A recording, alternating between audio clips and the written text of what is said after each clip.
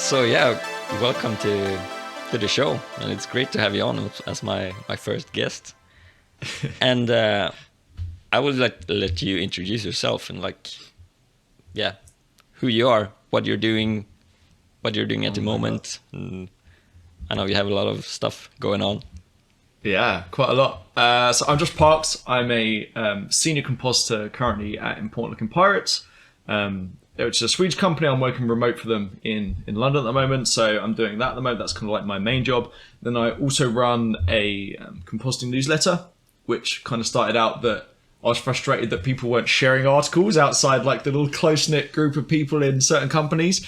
So I kind of just collected all the best stuff, and now I have people emailing me articles they think would be useful, and I kick them out to over 2,000. Well, actually, you know what? It's exactly 2,000 people because I'm a cheapskate, and that's what the MailChimp limit to keep it free. So every month, anyone that hasn't opened the last 6 newsletters gets unsubscribed, and then I make room for the new one. So I've got a load of compos on that I kick stuff out to, and then also I teach online as well. So I run a compositing approach, like a training website, and I train people one-on-one, like custom coaching as well. So yeah, it's been pretty busy. The industry is going mental right now. So with that kind of people are kind of being given opportunities maybe they wouldn't be given before because there's just a need for compas. So which has mean more people have kind of wanted training, and it's also meant that my regular day jobs got pretty busy because everyone needs compas. So it's a great time to be an artist. It's nice to finally be a part of an industry that's booming for once. But how do you have time now with everything? Do you have time for your side gigs as well? Yeah, I mean, I have time. So I'm doing like 9 hours of teaching a week at my outside of work. So, I mean, it's rough. Don't get me wrong. Like, it is quite tough, but it's important to me to do it because I think the standard training out there is not that great, and it's something that I can offer, and I enjoy doing it. And yeah, I think it's an important thing to do to help people get a job they actually want to do in life. Like, that's kind of a nice thing to be doing. So yeah, I do 8 a.m. till 5 p.m. with RP on Monday, and then I'll do 5 p.m. till 8 p.m. of teaching, so 3 hours of teaching. Then I have an hour break, and then I do 9 till 11 at night that day, and then I do another kind of 4 hours on Thursday at the moment. But that ebbs and flows. Like, some people only need like 2 weeks training, and some people need a month, or some people need 3 or 4 months. Like, it depends on their starting position. It's like I've got someone at Weta I teach, and their base is like, oh, okay, like every now and then they'll just need help with a certain thing, and like we just jump on a call and it's like 20 minutes.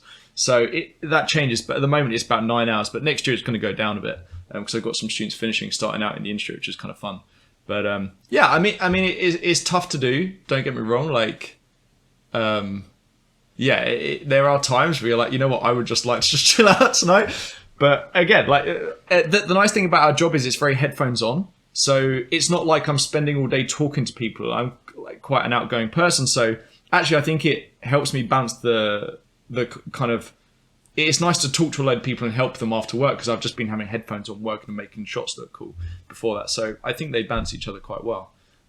Yeah, it's definitely busy. That's awesome. And I always find it so motivating to talk to students. They're always so enthusiastic, and you get a lot of energy from them. Exactly. You remember, like, I mean, I'm still passionate about it, don't get me wrong, but I don't really care about like credits or anything anymore. But it's just like, whoa, like I remember when it was like that, like the passion and the hustle behind it. It's yeah, you're right. It is super.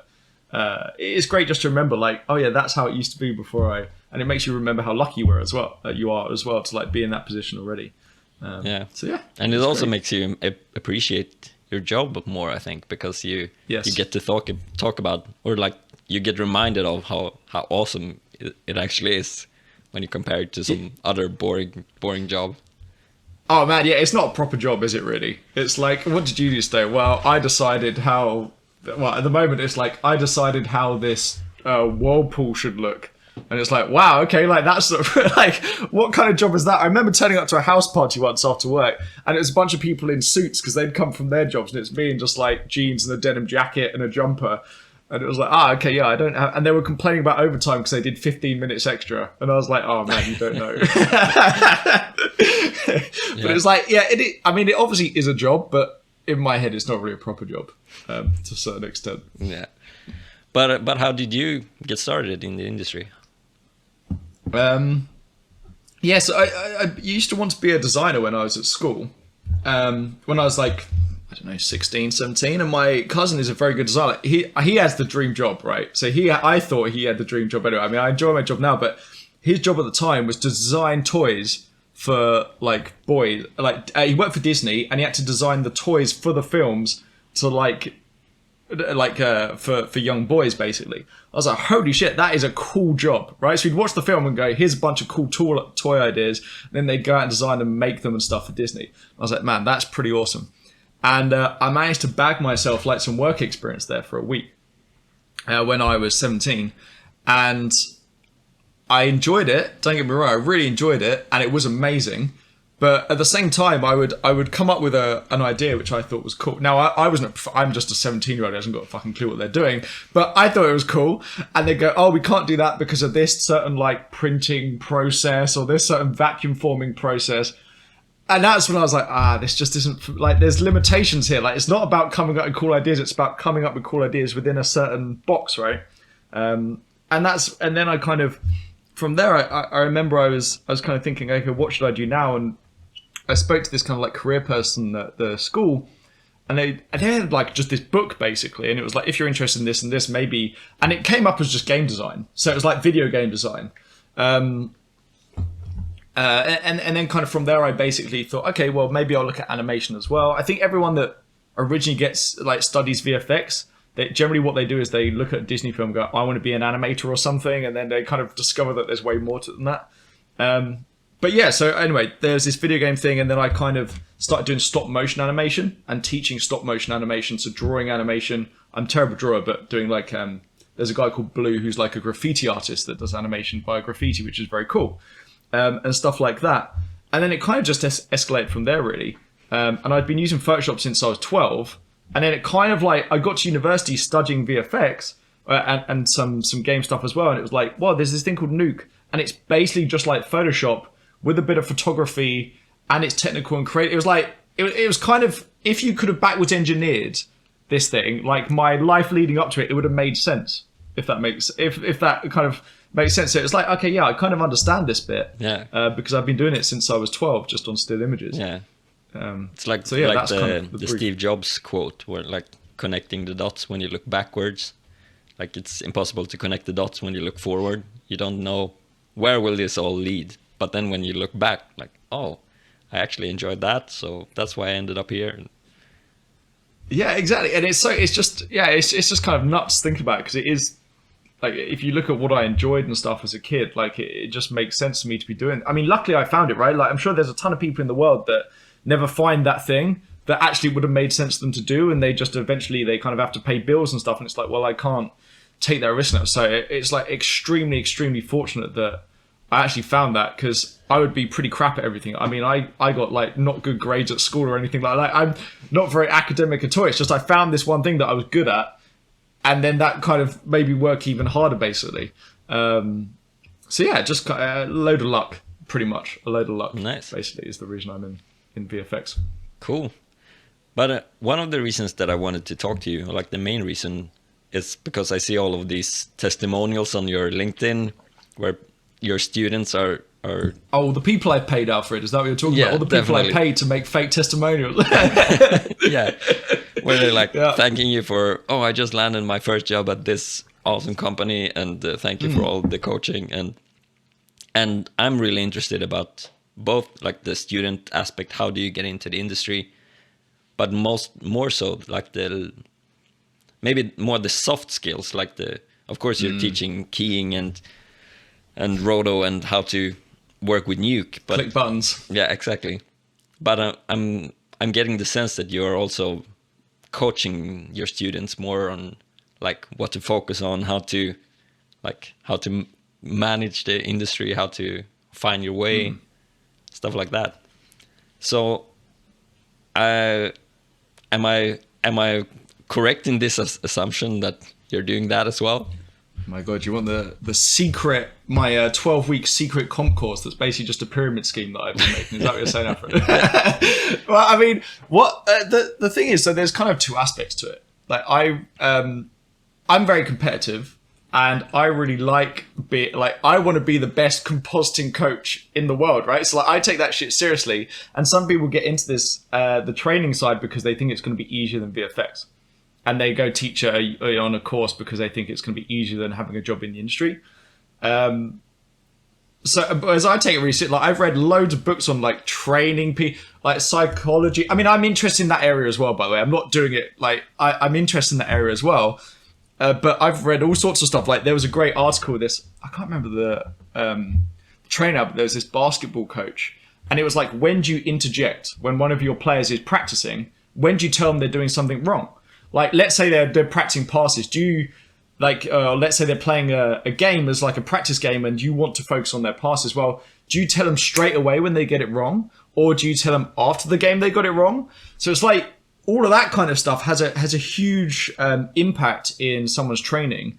Another thing as well is I make the courses as short as possible. So if you're a university or a school, it's in your interest to make the course as long as possible because you can charge more. So what you do is you fill it generally. What you'll see is they fill them with loads of roto prep, because that stuff's super easy because you just need one plate and it can be anything, and it's like cut out the thing in the plate, right? So it's super easy to shoot.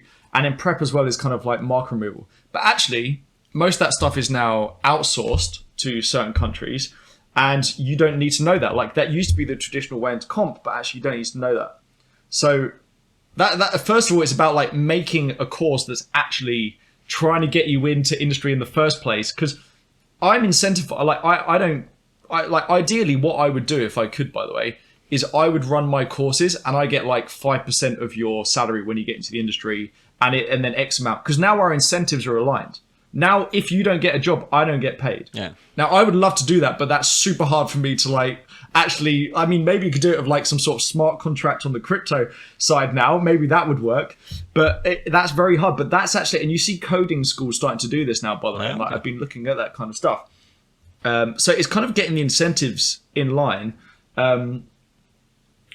So and that's another thing that schools don't have, right? Like you pay the £10,000 a year or 100,000 in the States, whatever it is, and it doesn't matter whether you get anything out of it. Like you're kind of screwed. And the problem with that side as well is there's no accountability from the school, because it's just a overall school. Like the individual doesn't take a hit. If I'm bad at my job, then it's just me. Like LinkedIn, like someone will post on LinkedIn that I'm bad on I'm not doing a good job, and now I get the hit, and now no one trains with me, right? But if it's a university, then it's a lot harder to kind of for people to take accountability.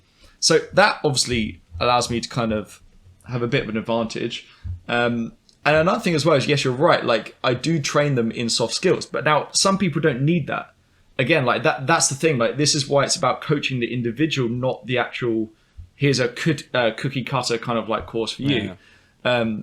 I remember I had a compositing student, and they were very, very technical, but they were like, okay, I know how to click the buttons, but I don't know how to make a good looking image. And it was like, oh, what? Like that's a whole different problem than I'm a really creative person, but I just need to learn this tool, right? So you're right. There are soft skills, and the best way for people people listening want to kind of think about these soft skills is, I mean, Apple has a whole department based on the experience of you just opening the box and going into the store. What's the experience of, like, they don't just throw an Apple phone at you. You throw the credit card at them and they do it, and then they throw their card back. But if you think about it, that would give you the same outcome. You've still got your phone. So why don't they do that? Well, it's the experience and the pizzazz of the whole thing, right? Like it's same as high-end restaurants as well. Like you don't go to a high-end restaurant because you need to eat to stay alive for the day. Like that's not why you go. So same thing, like you go there because it's an experience. It's almost theater, right? Like it's about the experience of the whole thing.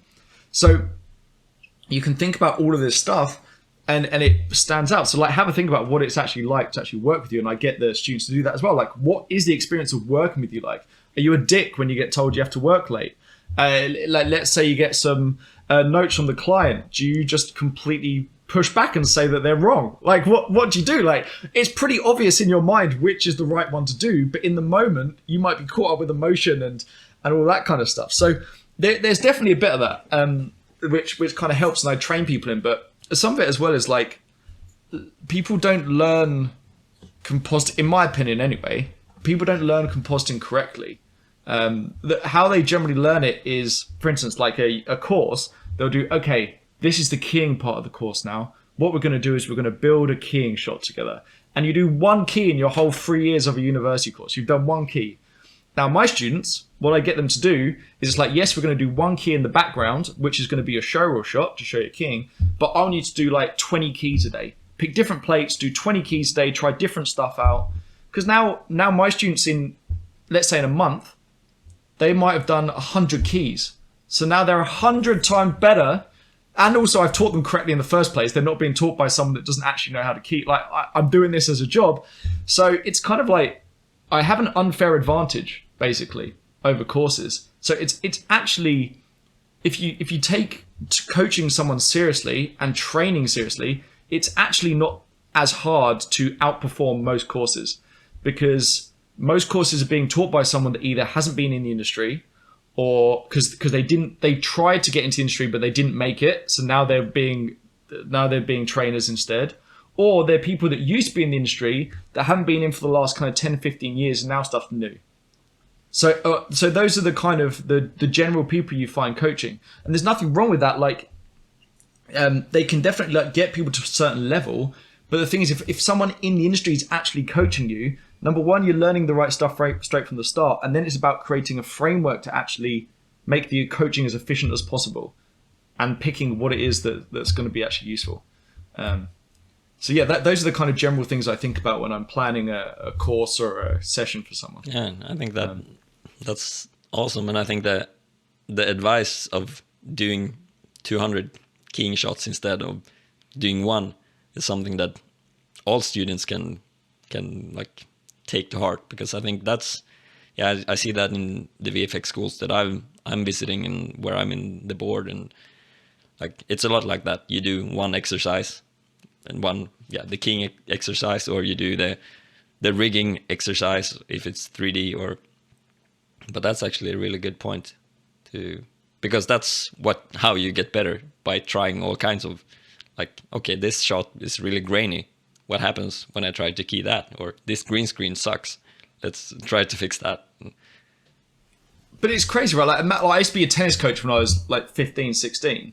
And I didn't teach people tennis by just getting them to play a tennis match over and over again. No, like you break down the skills. Like, okay, let's practice your serve. Let's practice the forehand. Let's practice volleys at the net. Let's practice slices. But for some reason, when it comes to learning compositing or anything, actually most people learn it, like most programs like this, they just kind of like try and make a project, and there's nothing wrong with that, but you should have both. You should have, okay, I'm going to do this project because that's the fun bit, and then I'm also going to on the side do little 5-minute things. Like you should look at oh god, what is it? It's basically intermittent kind of like learning, and you can use Anki for this, where it brings up the cards like repetitive learning. And you basically like split out when you're going to be learning the new stuff again, and it just stays in your mind fresh then. So using all of those kind of techniques, again, it gives you an unfair advantage to everyone. So like an hour of someone's practicing nuke and your hour of someone practicing nuke aren't the same, if that makes sense. And that's why you have like people that people think are juniors with 6-7 years in the industry, and they're better than some seniors with 20 years. Because the people with 20 years are living on 1 year of experience and they've never got better. So it like a year isn't the same, like an hour isn't the same. Basically, you've got to make sure you make the most of it. Yeah. So those are a few of the things that I use basically to get people in the industry quickly. And generally, it takes about 3 to 4 months to get someone from kind of comfortable in Nuke with the UI and things, but haven't had any kind of high-end experience. Like haven't been in the industry at all. And I'd say in 3 or 4 months' time, you could get them to a good standard in the to get them ready to the industry and get them to like the high-end companies. That seems to be my experience anyway. Nice. And what do you see is what are the biggest like areas where people need to focus? Like what are the main things that you have to like correct or like coach?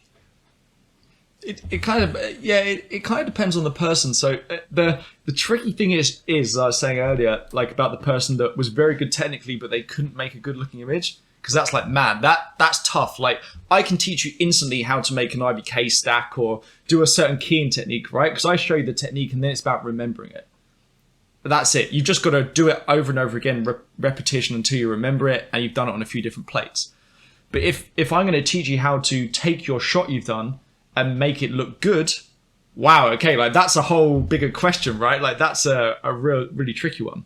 And that's kind of talking about like contrast and making sure there's a few techniques you can use, like working out where you want people to look in a shot and building the shot around that. Like maybe have rim lights down the side to make things pop out, and all of these techniques, which are definitely things we can talk about. And generally what I find is best for that is I've got a few shots I like to kind of show people to say, look what they're doing here, and look, they're using the same techniques in a different shot, and here's the same technique in a painting.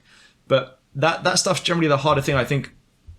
It's the people that do all the tutorials and then they know the software, but they now no longer know what they want to make in the software. Yeah.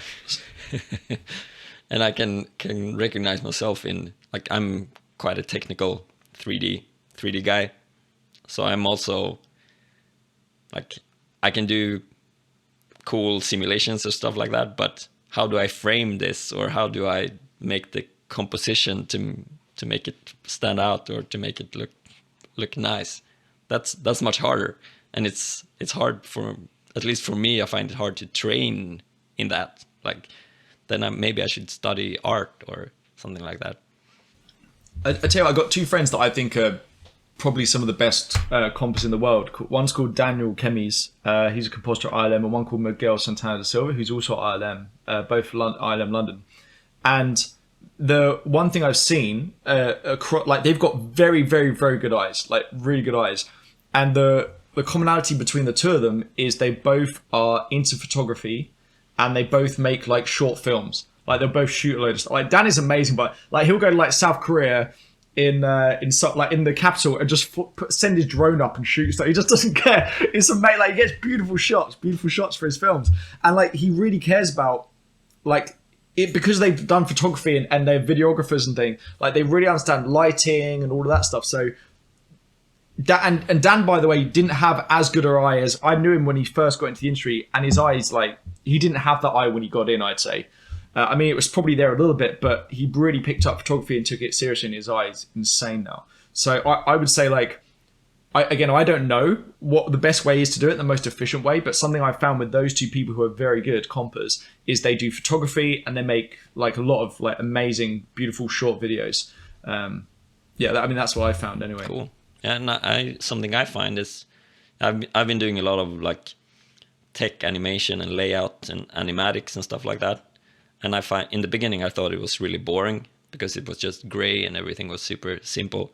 But then when I started to realize that, oh, I can actually, what happens if I have a tele lens on this shot, and yes, if I cut it like this, maybe the movement can continue in the next shot. And then it opened up all these possibilities, and that also made me think more when I'm working on one shot.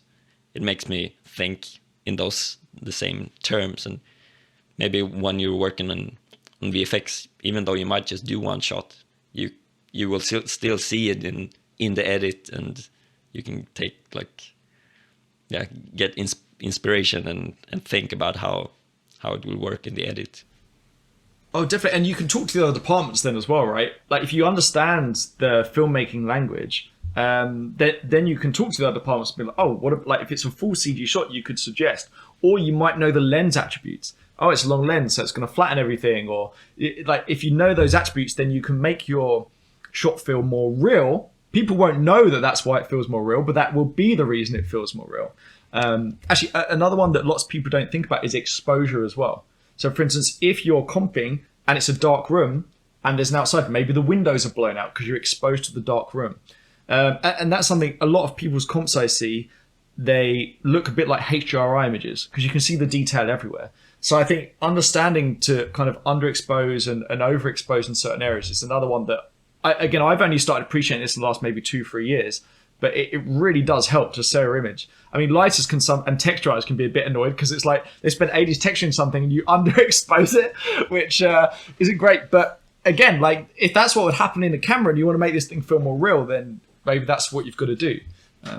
So yeah, understanding all of that stuff is incredibly, incredibly useful. Cool.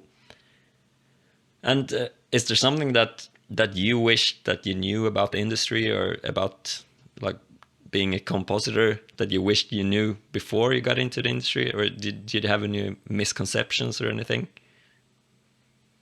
I remember starting at NPC and I thought, I don't know how to comp. I thought I was good because I was good at university, and I got there, I was like, I don't know how to comp. This is insane.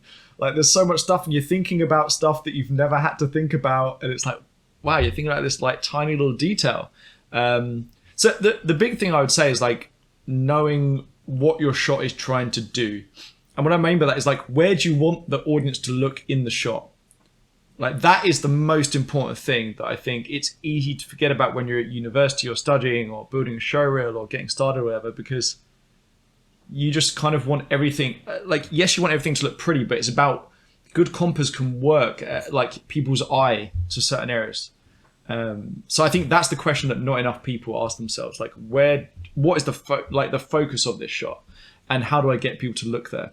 Like, if you want people to look in the foreground, don't make it super exciting in the background.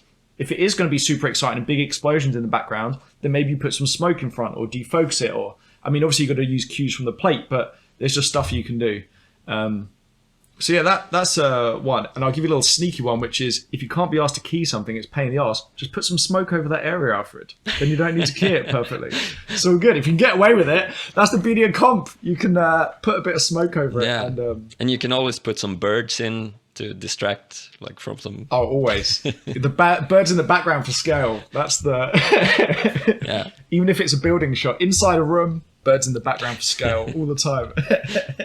No, but I remember when I started studying, it was like on the first class of doing 3D animation in a pretty new school, and it felt like I want to work on... I remember my interview there, that I said that, yeah, my dream would be to work on Hollywood movies.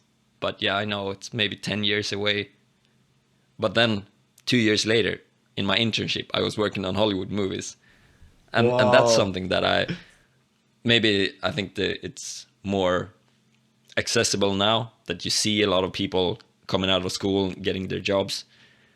But for me in Sweden at that time, 15 years ago, it felt so remote. And it felt so difficult to get in, but actually, if you're just passionate, you can do it, and it's not such a long journey. I think, yeah, and it's knowing like where you want to end up, right? Like, if you've got like some people, I feel like they don't really know what they want to do, so they end up kind of just doing a bit of this, getting stuck, and then they move on to the next thing. So, yeah, I think you're right. Like, obviously, it depends as well. Like, for instance, in Sweden, I don't know what were the companies in Sweden at the time that you could have, because was ILP around. No, I don't think they were, because they was like, so I don't think we had a lot of. Like, I got my first internship at Ghost VFX in Copenhagen. Yes. So they were like the big one, and then we had some smaller studios in Stockholm doing more commercial stuff. Not a lot of film or TV series. Well, because that's the thing, right? Like, that makes your dream way harder than someone in UK, for instance, close to London. Because, like, if I have that dream, it's like, oh, great, I've got Framestore, NPC, and DNEG on my doorstep, and it's like, now I've got 3 internships I potentially might get, right? Whereas you kind of only had the one in Denmark, or I mean, I guess you could have moved, but it's yeah. So I think like that definitely plays a part, right? Like, I was lucky in terms of where I am, and like, actually, you doing that and landing that Ghost job is insane, because it was like the one company really close to home. So it made it even more tricky for you. Yeah, but I also think that it's a lot about how you see. Like, we were the first class doing 3D, so we got our internships in Stockholm, or like in Sweden, Denmark. Some got it in UK. And then the class after us, they saw us, and then they got their internships in the US. And like, as long as you see that, oh, but they made it, so sure, we can do it as well. By the way, it's the exact same thing at my Hertfordshire. Like, Miguel, the compo I told you about earlier, was the year above me. And then it's like, you see these people do it, and it's like, okay, like, you're comparing yourself to that's another thing, by the way. Like, because you're comparing yourself to your peers, what I find is that is a good and a bad thing. If you go to a bad university, you could be the best in the class, but actually pretty bad in terms of the world talent, right? Whereas if you go to a good university, because you're comparing yourself to your peers in your university, but actually those peers are probably some of the best in the world at that stuff, like in terms of student wise. So you end up coming out and you're like, oh shit, like I thought I was maybe in the middle of the pack at my university, but actually I'm in the top like 5%. And actually a good thing to see if you are doing it right is checking out like the Rookies, which is that student VFX competition. And you can actually kind of have a look at the people that are winning the awards on that, because then you can compare yourself to like the world's talent, right? Like those are the people that you're competing against when you go for those big jobs. You're not competing against the 80, like generally it's like the top 5% of students in the world are the ones that are actually probably like have a chance to get in the jobs, and those are the ones you're competing with. I mean, you were recruited for RP, man. Like, I mean, how was it? Like, were you getting crazy amounts of emails and submissions from people that would just never stood a chance because their work wasn't quite hitting the mark? Or Yeah, definitely. It was. I could. Like, I didn't have time to watch show reels every day, so sometimes I just had to batch it and like watch 100 show reels in 2 days or something. Yeah, that's and brutal. then it's mostly like no. Like, yeah, because the competition is really hard, because it's in a small company, at least as or medium-sized company as ILP. It's hard to bring in it. You can't just solve problems by bringing in a lot of juniors or like a lot of so artists, because then you get more, like you need to manage them, so then you have to have more managers or supervisors, and then it just makes it harder. So it's we at ILP, when I worked there, we tried to find the like people that can be self-sufficient and proactive, that need as little management as possible, because that makes everyone's lives easier. So I think that's something that I tell students a lot, trying to be proactive. Like, how can you make the life of your lead easier? Like, how can you make the life of the supervisor easier? And something that people don't think about as well is also like working with the production. How can you make your coordinator happy? Like, there you can ask, like as you would with a lighter or with an animator, you can ask like, what do you need from me? What do you want me to like report, or should I come to you, or should I wait for you to come around and ask me how to go in? Or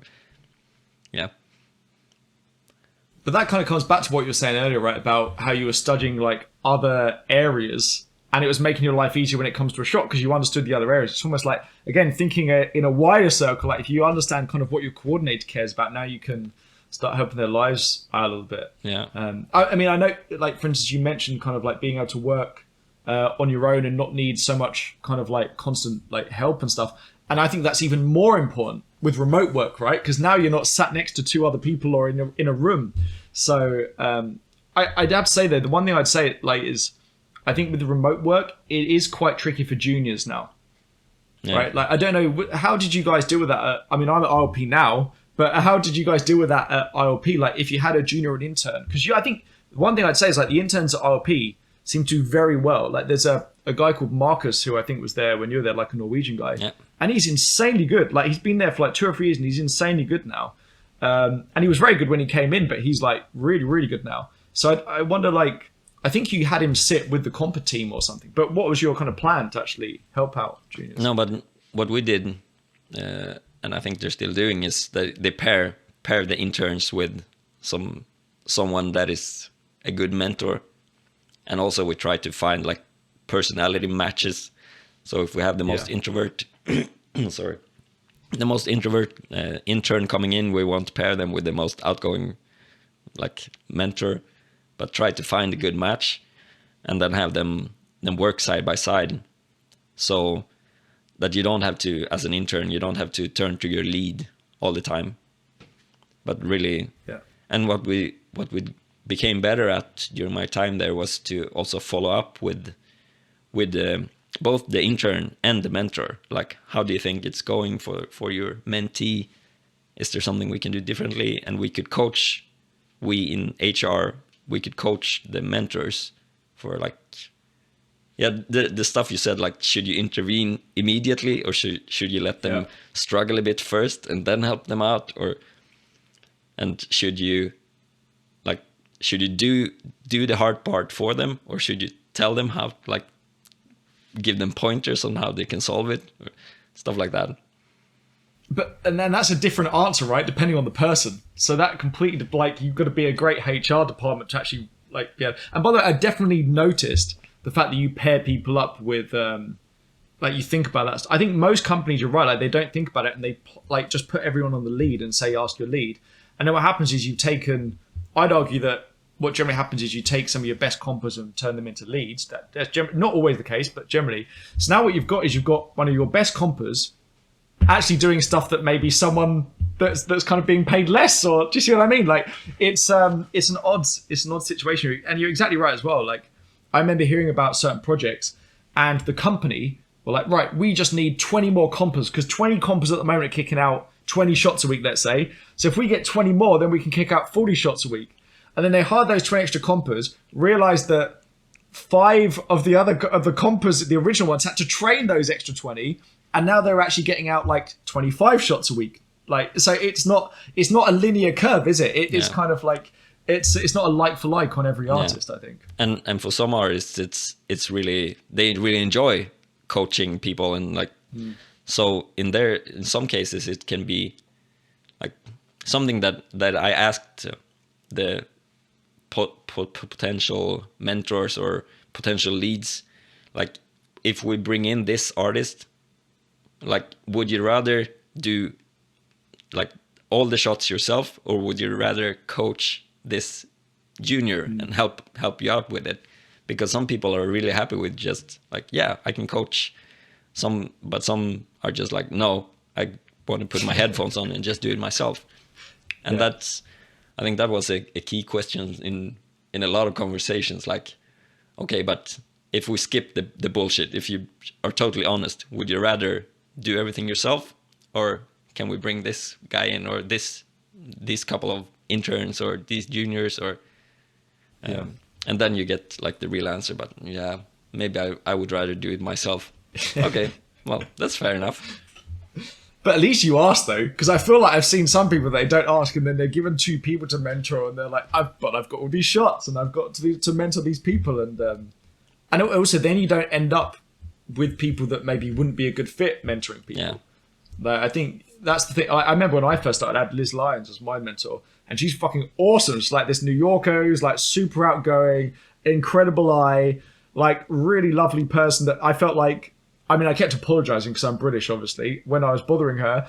But at the same time, like, you felt like you could ask questions about the pipeline and stuff. So, and again, that means you get someone up to speed quicker in the company, which means you're getting more, like, if you thought about it kind of as a business, you're getting more money's worth out of them, right? Yeah. So it's definitely the smart thing to do. Yeah, but that's the thing about HR. I think that it can feel as a like unnecessary, or like a necessary evil. Okay, we have to have HR to make sure people are okay, like they're surviving.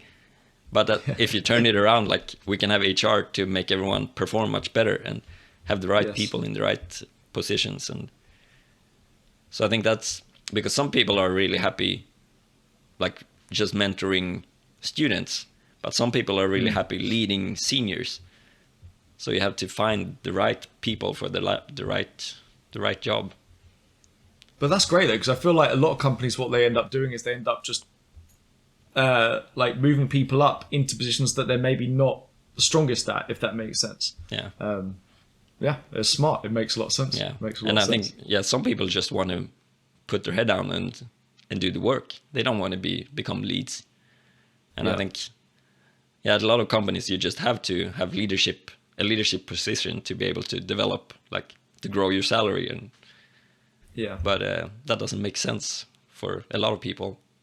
I mean, and actually, it's funny. So like, I was doing this like Foundry talk. It was probably like 4 or 5 years ago now, and there was a comp there who I'd worked at NPC in Ireland called Susan Jandu, who's, I think she's head of like 2D now at Frame Store for TV and ads or something, and she's an incredibly good comper. And like, in that talk, she said, I wasn't sure. So, like, I just realized that, hey, I don't have to be a lead or a soup. I could just be an artist, right? And that's a totally valid thing as well. And this is actually, it's quite funny you bring that up, because me and my friends at the moment, I mean, actually, I won't play it on my friends as well, but I think they're probably going through the same because we talked about it. But me personally, it's like, I'm asking myself now, like, do I just want to do comping? Like, do I want to go into leadership stuff and go into that role? Or do I want to stay as a comper?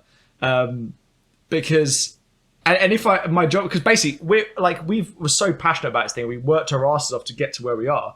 And now we're kind of at a level now where it's like, okay, we kind of know how to do stuff, like we are learning new skills, but it's hard to learn new things once you've been doing it for like 10, 11 years and really like trying to seek out new ways of doing things.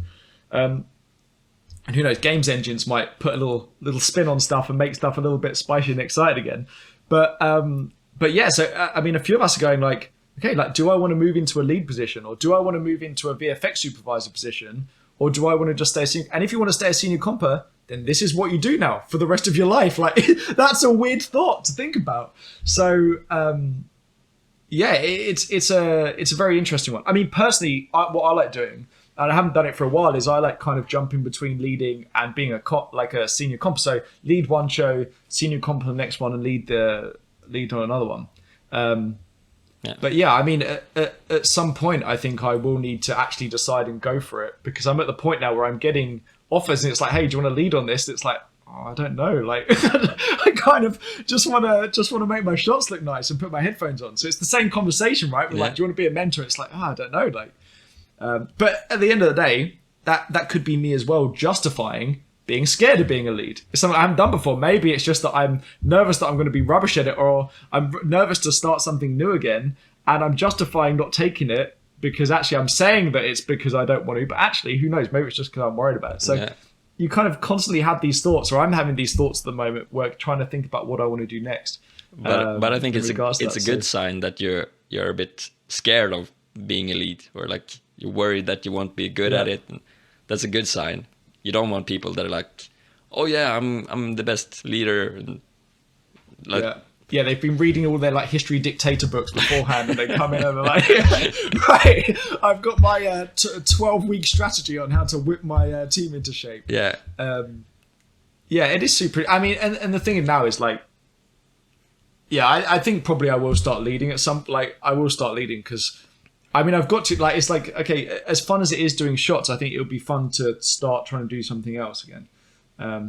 So yeah, I need to just suck it up, basically. This is the pep talk I needed, Alfred. That's great. I'm happy I can help out. But if we go back a bit to students, like, how do you think, if you want to get into the industry, if you want to become a compositor in this case, like, how do you start? Do you find a school, or do you study at home, or what's the path or paths? Well, what you do, Alfred, is you send me an email, and then you turn. No, I'm joking. What I would suggest doing before you put any money down is actually see if you want to do the thing, right? Like, now, I didn't do this. I hadn't touched Nuke before.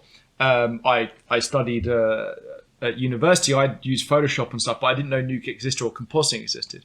But again, like, if people are listening to this, then they probably are like a bit more in the VFX world than I was when I started out. So I would say just watch some, like, digital tutors are pretty good, just for getting going.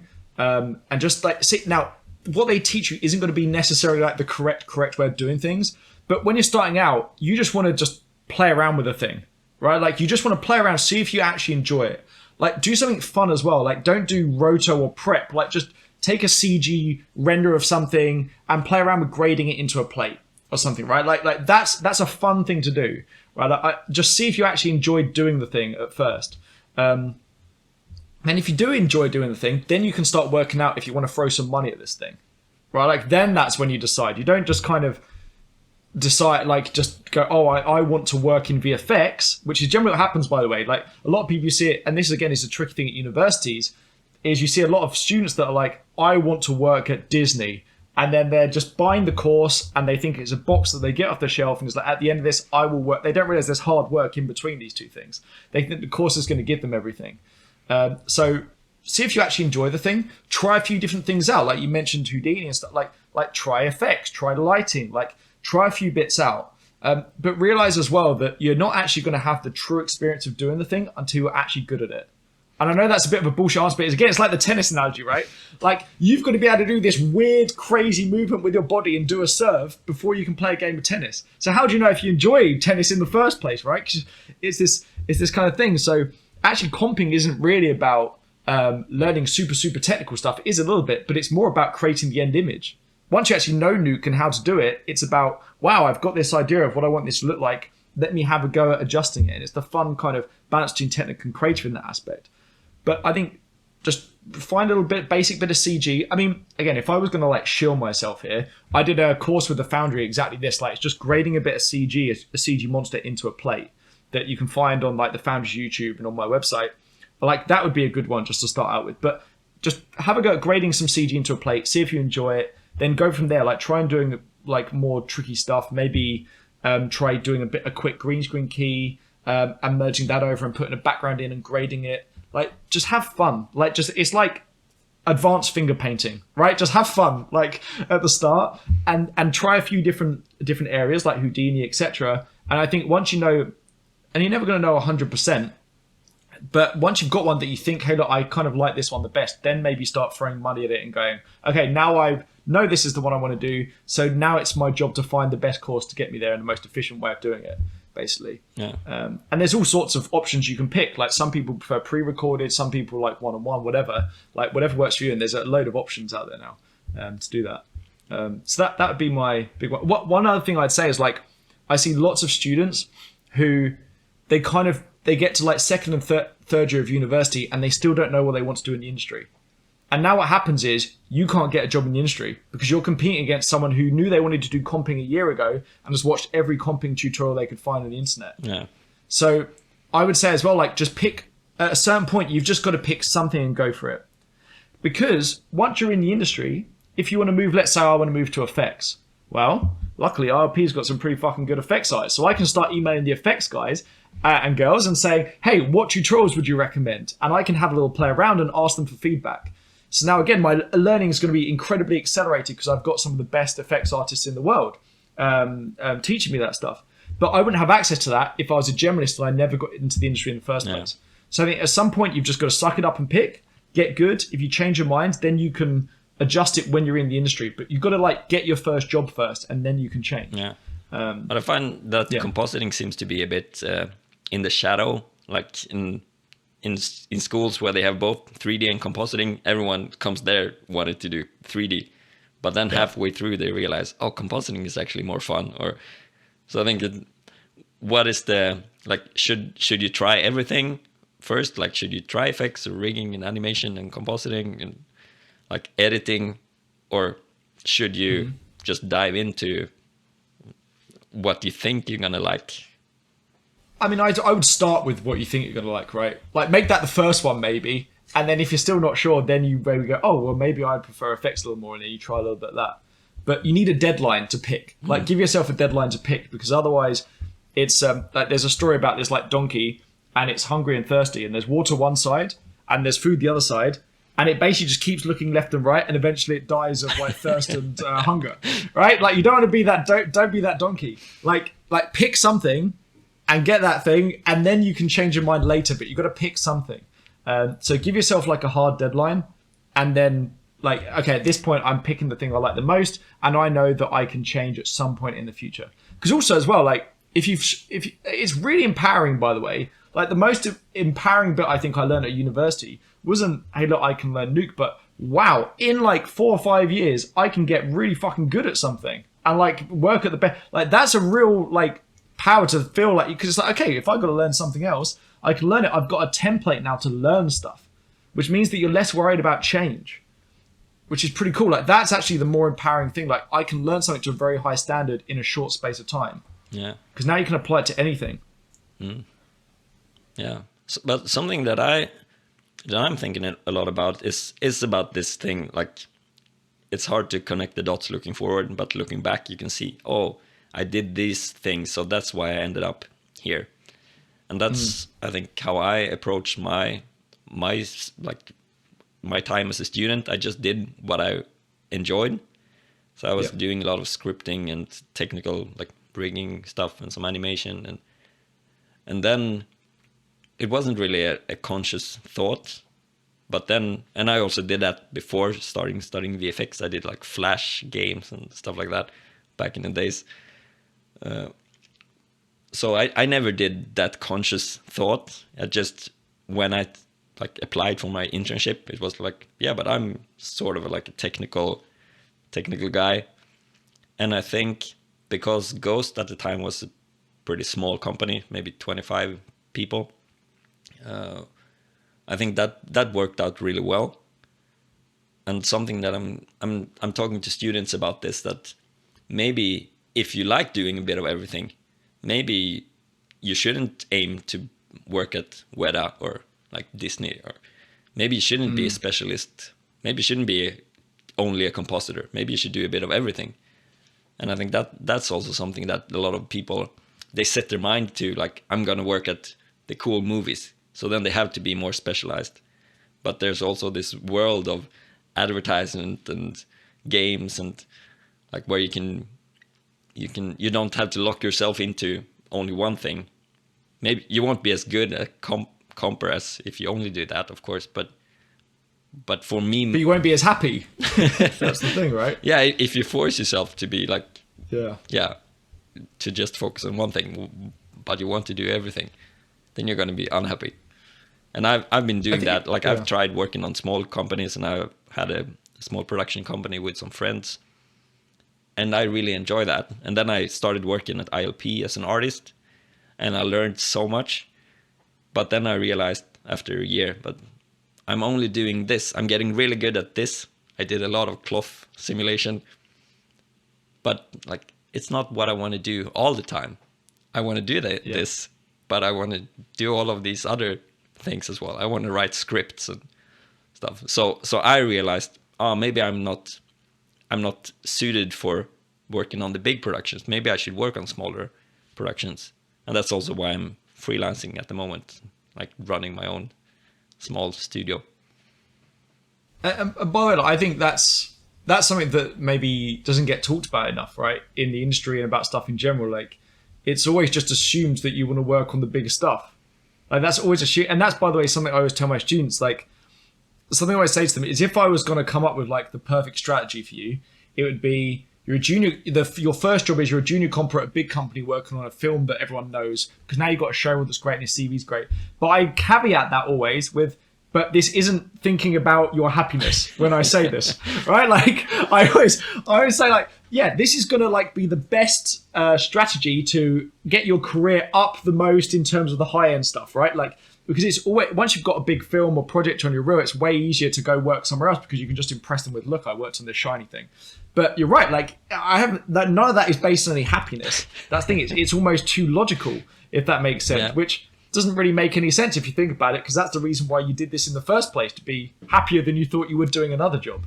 So yeah, I think not enough gets talked about. I mean, one thing I would say is, I know people who are a bit like you, and they enjoy a bit of everything, and in their spare time they will then make short films and projects, etc., but maybe they're a professional comper full-time or whatever it is.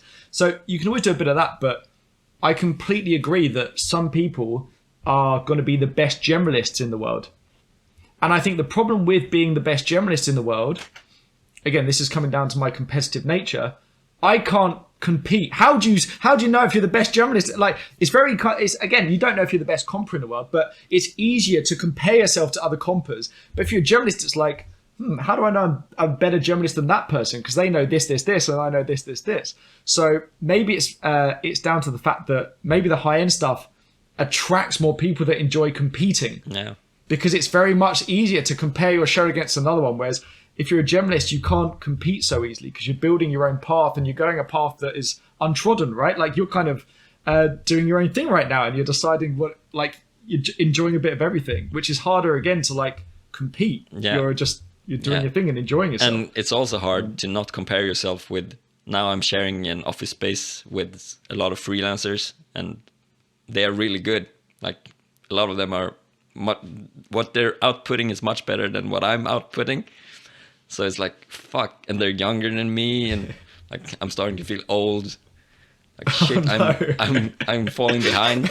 But then I'm only comparing the the result, like the 3D Exactly. renders and stuff like that. But then I can remind myself, but I have all of this HR experience as well, and I have been running a bigger production company. I've had employees, and I have like struggled to pay people's salary, and like that experience is also super valuable, but not for the 3D renders. They're gonna look. I mean, it comes down to the Apple product thing again, right? Like, if you think about it, you're comparing your phone against their phone, but it's the whole experience of buying the phone, and that's where your other stuff like shines and things, because it's like, wow, okay, look, working with Alfred is like this, and there's you're thinking about the bigger picture, basically. Yeah, yeah. A friend of mine that I'm working with now, I'm doing a production for a couple of friends, and they've been working with some like really enthusiastic young people, and what the result and what they get for the money is like super high quality. It's awesome. They get so much for the money, but at the same time they feel like, oh, I got 10 years older in this production because I had to manage the stress and these juniors that we don't know if they're gonna deliver on time. And so then it's like, I think he said to me that, oh, it's so nice to work with you again. Like, maybe the result, they won't get as much like in the final product for the money, but yeah, the experience, it's much easier. They can Exactly, like be more hands off and focus on other productions at the same time. So, yeah. but that's hard to price, right? Like, it's like, because if you think about it, what you're doing is the other companies gambling when they go with the more junior guys, because saying, okay, what is it worth to take the risk on those people? Like, if Alfred is 10 times more, is that a good bet we want to take? So it's like, it's a tricky thing, isn't it, to like price in that not just think of, again, like the phone here thing. It's like, okay, how much is the experience of buying the phone worth? How much extra is that? It's super difficult, and not enough people talk about that stuff as well, by the way. That's a whole that's a whole added area. But now when I'm talking about comparing myself with others that are better than me, how much do you think a student should look at like the rookies? And because it can also be very discouraging when you're starting out and then you see all these like at ArtStation, like awesome models, and I'm never going to be as good as them. Or but the thing is, that's the truth, right? Like, these are the people you're going to be competing with. Yeah, like, it's like, if you want to be the best runner in the world, or like, I don't know, what is it Usain Bolt does, like 100 meter, like, you're gonna have to compare yourself against those people. Like, you can't tell yourself that you're going to be the best runner in the world and never compare yourself against those people, right? Like, you've got the target, you've got to hit that target, otherwise you're not. So I wouldn't like get disheartened by seeing it. Like, the thing is, it's reality, right? At some point you've got to face reality, and like, these are the people who you are competing with for the jobs. Like, so you should be looking at the rookies, basically. That's just it, unfortunately. Yeah. But maybe also remembering that they started out somewhere as well. Exactly. And maybe they got a better coach from you, like, or yeah, but it doesn't matter. Coaching doesn't matter though, right? Because again, it's like they're going to still be competing against each other. Like when, for instance, you go, okay, when someone had an interview with you, Alfred, did you ever care if someone wasn't coached well and you gave them the job because they weren't coached well? No, like you interviewed the person, they're a nice person, you based it on their show, right? Yeah. Doesn't matter how they got there, you're basing it on their portfolio, not on how tricky it was to get there. So yeah, you're right. Like, it is an unfair playing field for those who have better training. Yeah. That's the world. Unfortunately, that's reality. Yeah. But that's also just the way it is. Why it's so interesting to talk about, like, what should you focus on? Like, you shouldn't just do roto and prep for, because then, of course, if you come in as a junior, you might be doing that. Or is it like that anymore? I remember. Not so much. I mean, I generally will cover, like, I would generally cover like a week of roto prep stuff with someone. And with that, I mean like 2 hours of roto prep with someone. That's it, in their whole stuff. Because it is useful to understand it. Like, don't get me wrong, like, there's time, like, when I was at Trickster on Shang-Chi, at the start of the show, the client was still not sure about some stuff. So it's like, okay, let's just give you roto prep to do, because it's just stuff you can be doing while we're not, like, stuff's changing and things. So it's great to be able to do it. I remember, actually, that's a funny story. Like, I remember being at ILM on Transformers, or maybe I wasn't there, but I was hearing about how they had a load of senior comps with nothing to do, so the production gave them roto, because it's like in some people's heads it's like roto is just easier comp, right? Because you start off as a roto prep artist, then move to comp, and they're completely different skills. Like prep is insanely hard, and good roto is quite hard as well. And like I remember just hearing about it, how like you had all these senior compers making one big Bezier shape for their roto, and like because they'd never had to do roto before, some of them. And it's like it's like, so you want to do a bit of roto prep so you understand it, number one, so that you can like brief it if you need to kind of give a brief to another company or something. Like yeah, do a little bit, but you don't need to become incredibly good at roto prep. Like there's more of a need for compers right now in the industry, so that's where I try and focus it. And also, I don't want to train people to get stuck in the roto prep department and have to do roto prep for 3 or 4 years, because again, they're kind of the same. A little bit like you might be using Nuke for a bit of prep, but the comp skills are completely different. Like being a very good prep artist doesn't make you a good comp artist. So actually, you're spending 3 or 4 years again being a prep artist, and yeah, there's a few crossover skills, but it'd be way easier if you just spent 5 months learning how to be a better comper and going straight in as a comper. Yeah. Again, it's like efficiency of time, right? Like, yeah. I don't want you to get stuck in the department doing something you don't want to do. Yeah, and then you become really good at the roto and prep, so then you're going to get stuck there because, but he's the best, so let's put him on the hardest roto or whatever. Precisely. Yeah, and then, by the way, if your company needs a junior comper, they'll hire someone who's a good junior comper, who's a good comper straight out of school. Yeah. That's the crazy thing. Like, so it's honestly like, it's just, if you can get very good at comp, that's the thing I'd say. It's probably the same in like modeling and 3D match move department used to be the way in, right? But a lot of that stuff's outsourced. And actually, if you're good at match move, you're not a good 3D modeler. It's like, when you think about it, it's so silly. Like, it's like, why not just, if you've got a talented 3D modeler, put them in the 3D modeling department. Yeah. So, and a lot of courses haven't been updated with that in mind. So, yeah. Cool. I don't know. Do you have more time? We have a lot. We're just talking. I've got another like 25 minutes if you want to do another 25 minutes. Okay. That's awesome. Because something I want to talk a bit about is like when you land your first job, your first internship, how do you behave? Like, how do you stand out as an artist? Should you, like, yeah, who do you talk to? Who do you, like, do you just put your head down and shut up, or? I mean, you want to make people know. I mean, that's actually something I'd say is before you get into the industry, word of advice is like, you can be as good as you want, but people are going to know you exist, right? Like again, when you're at ILP, if you don't know an art student exists, then how do you hire them? Like, you don't want to be this person working in the room making the best stuff and never emailing it out to people or never posting it online. So, and it's the same thing when you have your first job in the industry. Like, you don't want to be silent, but you don't want to be like walking in like loud, like annoying everyone as well, right? So it's a balance. And something as well is that what's going to happen is you'll just get mentors by just being friends with people.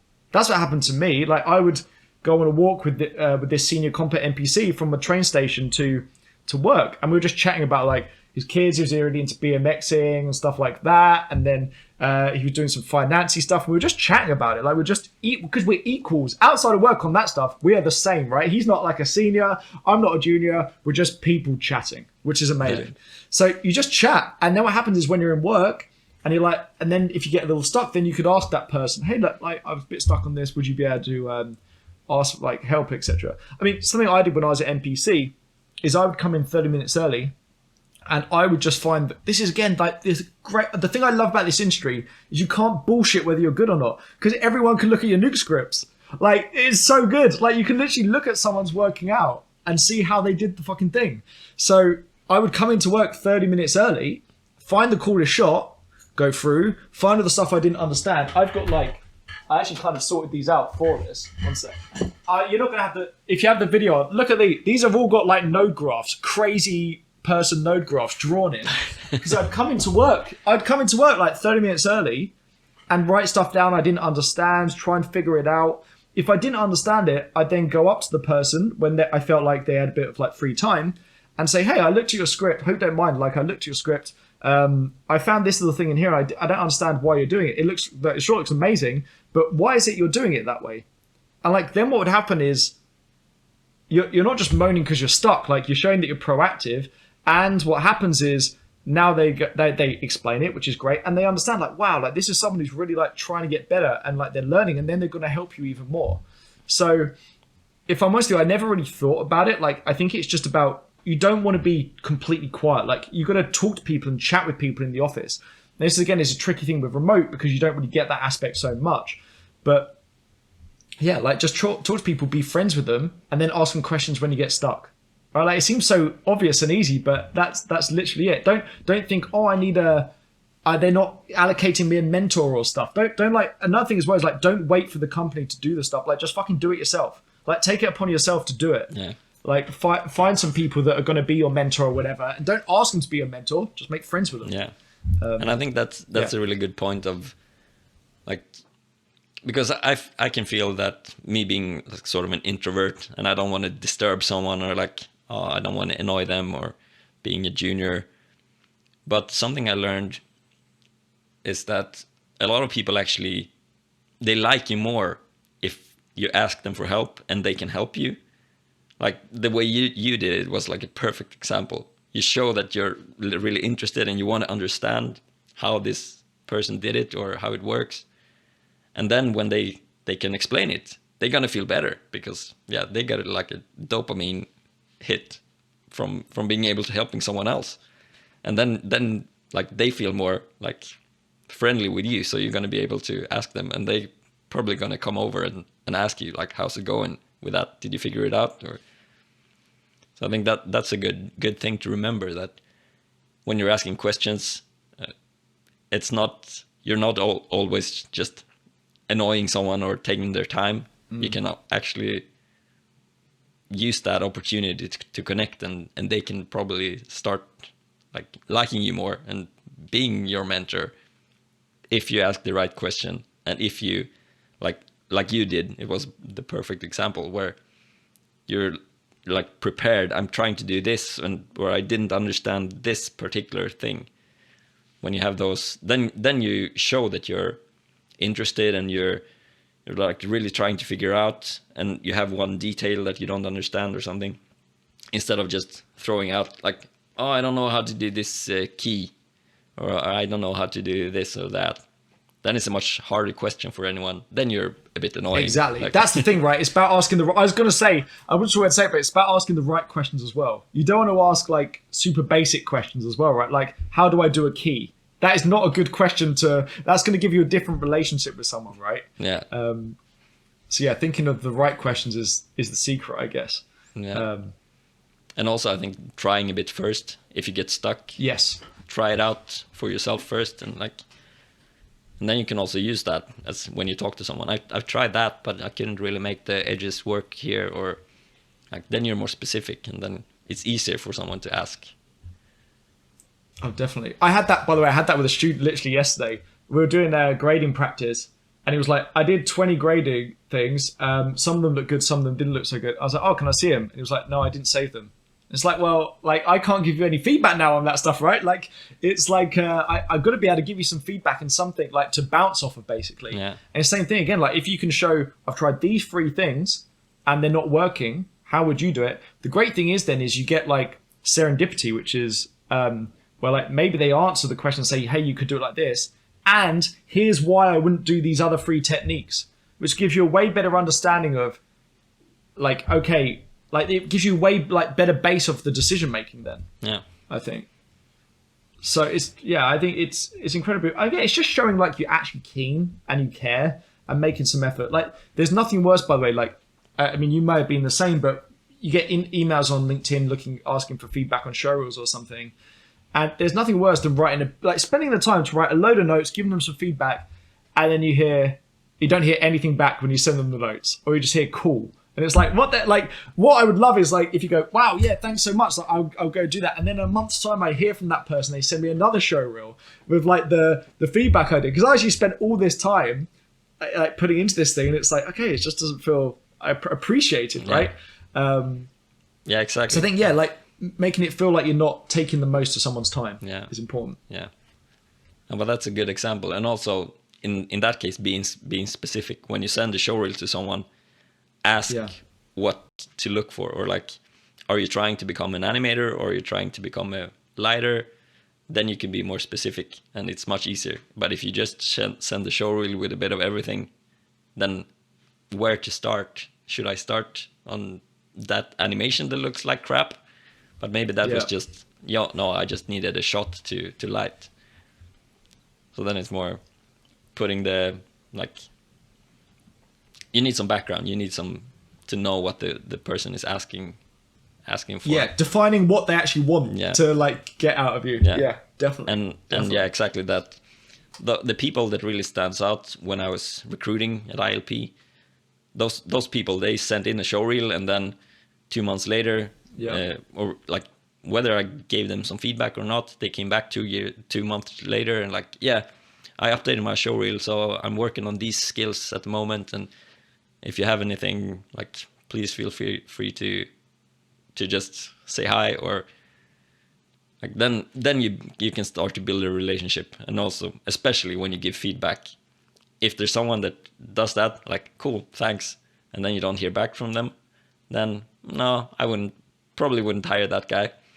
But if it's someone that says like, oh, awesome, I'm gonna look at this now, and then come back 2 weeks later or 2 months later, like, yeah, I looked at all of these things, and then they can also ask questions like, but I couldn't really nail this. How would you improve that? And then they're specific, and you see that they're working on it, and trying to understand. And those are the guys that I hired.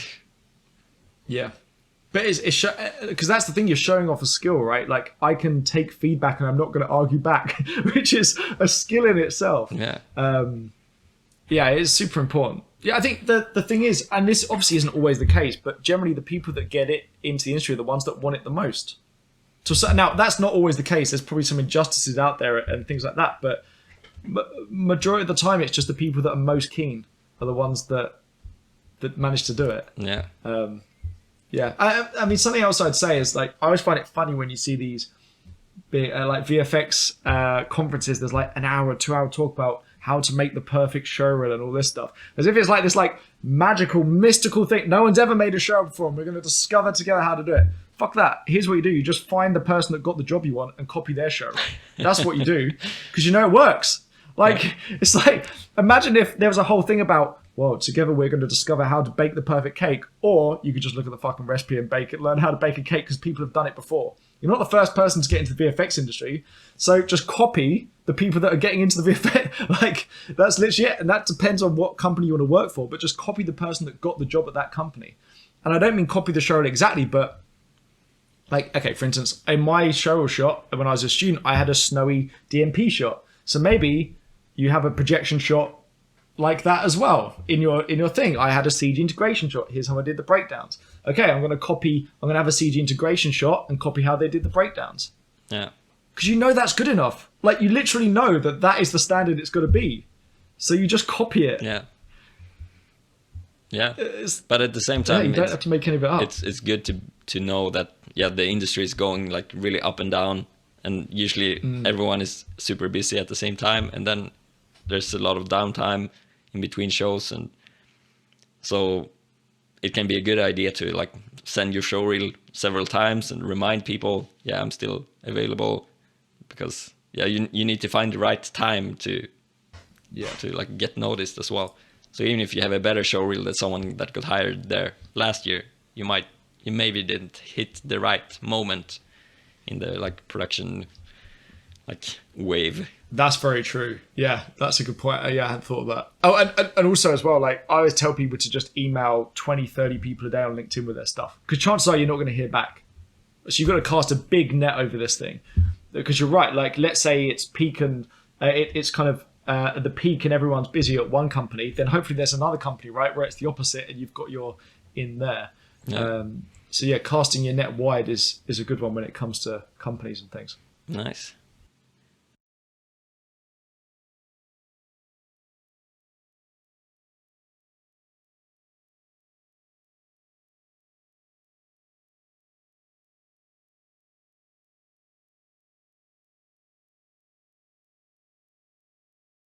Yeah, it's trickier. I mean, I definitely miss working in the office, especially at RP. Like, I came over with you guys when you were there. I came over for like 3 months, and it was awesome. Like, it was so fun. It was like the most fun I've had, I think, like working for a company.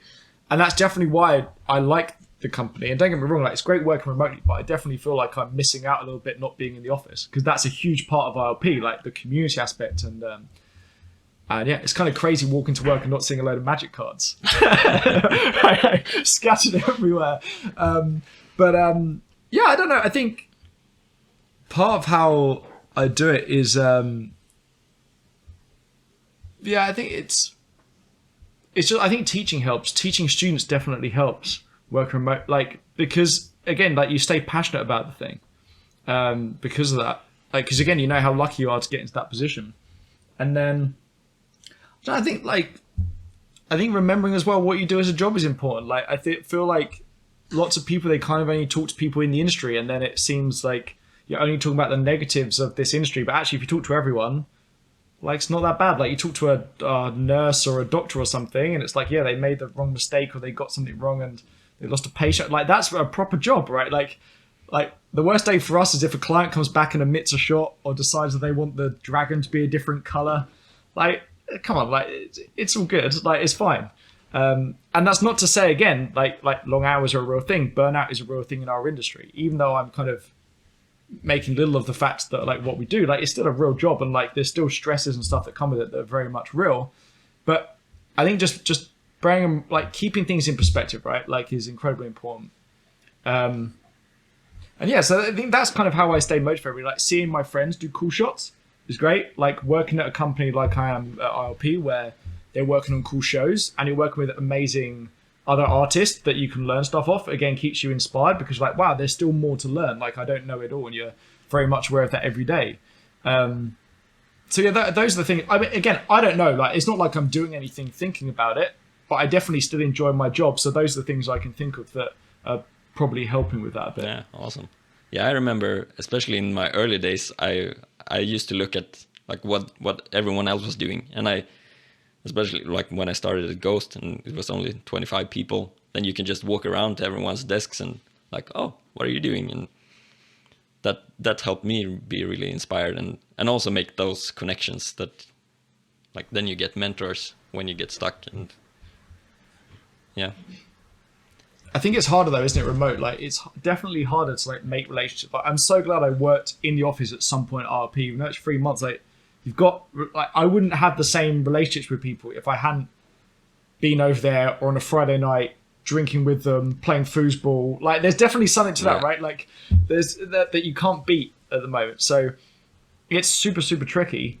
But yeah, I think, like, I'm still able to stay, like, motivated remotely, but it's definitely more difficult, I'd say. Yeah, for sure. Well, at least you have your students to talk to, and, like, exactly. You get that social aspect of it. That's awesome. Yeah, and you have meetings, and you have like companies are aware of it, and they're trying to do more stuff about it, like, which is great. And also, like, I still see friends who work in the industry outside of ILP, obviously, which helps as well. And, like, that's exciting because you hear about their shows. So all of those things are definitely what helps. Cool. Do you have any final things you want to say? Like, is there something we haven't touched about that you are like, oh, I need to talk about this? Not so much, but I think we kind of touched on everything. Yeah. That I'm kind of super passionate about. I mean, something you're asking is, like, how do I stay healthy and all that kind of stuff. I mean, that's tricky. like I'm not good. By the way, the one thing I'd say is, like, that my downside, I'm not so good on work-life balance stuff. Like, I'm really not, and I can admit that. Like, and you can probably tell that from what I'm telling you, like, how much I'm teaching outside my regular work hours, right? Like, work-life stuff is tricky, and the problem something I always tell students, and I don't know if this is the right or wrong thing to tell them, but I tell them, like, people always tell you to find a job you like, and then when you do find a job you love, they tell you not to work so hard. It's like, it's such a weird, like, dichotomy, isn't it? And it's a difficult one, because I think the people that do get into this industry, a lot of them are doing it because they really enjoy it. Like, it's not necessarily just a job for them; it's something else. And obviously, you go through periods where, like, it's less of a job. Like, I don't have kids, for instance. Like, if I had kids, maybe those priorities, I mean, I'd hope they'd change. Like, so that, obviously, it's very easy for me to say that, not having a family or anything like that. But I think yeah, it is super tricky. Like work-life balance stuff is honestly really tricky because again, you do enjoy it, so you are happy to like play and learn some stuff at the weekend and things like that. And it's kind of like yeah, the balance stuff is the stuff I'm still working on. Yeah. And I think having hobbies outside of work is incredibly important, which again is something I'm trying to get better at as well. Like I play tennis, like try and play like an hour or two a week stuff, and it's just nice talking to people about stuff that isn't VFX. It's kind of cool. Yeah, it's good to have friends outside the industry. definitely, man. Because you realize how ridiculous your job is. So I think, yeah, but again, that's something like I would love to be able to offer more input on work-life stuff, but it's super tricky in our industry, basically. And a lot of it is self-inflicted. Yeah. Unfortunately. And maybe like balance isn't like, if you're not happy by having balance, then maybe balance isn't the right thing at this time. Maybe you're more happy if you crunch. And like I remember in the early days when we had a small production company, me and some friends, and we were crunching and eating McDonald's, and like it was the best time of my life. Like even though like over time maybe not so healthy, not eating like junk food, but at the same time I really enjoyed it. So then maybe it wasn't that bad. I mean, you're in the trenches together, aren't you? Like everyone's just crazy because they've been doing crazy hours.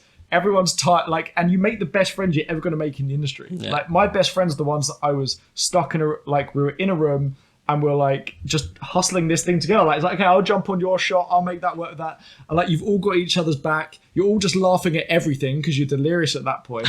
and like it is true though. Like there's something. Like being in the trenches is kind of fun. Like there's definitely a part of was it like sadomasochism? What the hell is the word? It's like when you enjoy the pain, exactly, of the whole thing, right? So I think that's definitely a part of it. Yeah, I kind of know what you mean. Yeah. That's where you make the best friends. Yeah, it's a weird one. But then now I have a 2.5-year-old, so now I have to prioritize, try to find balance. But it's hard because I want to spend more time being creative. So now it's like, oh fuck, now I don't have the time. But so a friend of mine, he came into town recently. He's lived in Spain, but he's setting up a design company. Well, he has a design company, and he's just had a kid recently. He's like, actually now it's about making the process more efficient, so I can do more with my time. Right? Before he could like waste his time a bit and take his time and stuff, but now he hasn't got that. So it's like, how do I make the process more efficient? And so yeah, I guess you just kind of appreciate your time more when you got less of it. Yeah, that makes sense. I mean, how do you do the work-life balancey stuff? Because you're running all sorts of things, so it's even trickier for you. Yeah, I think that's my problem, that I really have to work out a lot to stay healthy, or like to keep my mind in balance. So I'm spending a lot of time like running in the forest and being at the gym. And now I have the I'm fortunate that they have like childcare at my gym, so I can pick my son God, up. That's amazing. Like little kids are like lifting weights, and you're lifting weights in the other room. Yeah, exactly. But they have like a ball pit and slide and stuff like that. They can draw. They're not doing like 2-year-old deadlifts or anything like that. But he's doing a lot of that at home. Like he's seen me doing push-ups and yoga, so he's standing on like one leg. Oh my God. Yeah. But that's also like a blessing in disguise, that I can, like, I need to work out a lot to stay sane, but that also takes away a lot of time from work. So then I get stressed out by like, I need to work more, I need to produce more, I need to meet this deadline or whatever. So I don't know, maybe I'm too balanced, so I'm getting stressed out. No, I don't know if you are there, because you've still got like I think you've still got the thing that's like the itch of like, but I should be doing this instead of like, it's super tricky, isn't it? You're like never satisfied, basically. It's like the hedonic treadmill every single time. And then the problem is that I spend all my free time where like, I'm not watching a lot of movies and TV series, and I'm just doing my stuff. I want to be productive, and I want to do. So I think to be more balanced, I would need to do stuff more for fun. Just watch stuff not watch TED Talks about personal development, but watch actually just a comedy or watch stand-up or something. I mean, that's the thing I get down as well, because it's like, am I just procrastinating? I think I'm not procrastinating because I'm watching something that, oh my God, my dog's going mental, so I can hear. But am I just watching it? Is this TED Talk actually useful, or is it no different than me watching like a TV show, any TV show, right? It's like, it's hard to know whether you're just doing the same thing and it's actually useful. And something a friend told me just the other day. I went out to have a beer for the first time in a long time, and he said that when we talked about this, but you learn stuff from watching TV series and movies, even though it feels like it's just entertainment. But you learn about relationships and you understand how people have like dark sides and Exactly. You're never going to be able to know how to make meth, Alfred, until you watch Breaking Bad. No, exactly. Man. Like, you never. That's how you know. Learn how to run a good business. Just watch Breaking Bad. Yeah. Just run all your money through a car wash. Yeah. It's fine. That's what you. No, I completely agree. And I think, actually, to be honest with you, maybe we're similar personalities, because maybe the problem with us is the fact that it's too subtle for us. Do you know what I mean? In a TV show, maybe it's a little too subtle, and we need it like this is like this because of this, rather than it being undertones of it throughout a TV show. Yeah. But I agree. And the thing as well is I've been thinking about recently is like, maybe I would be more efficient if I did chill out more.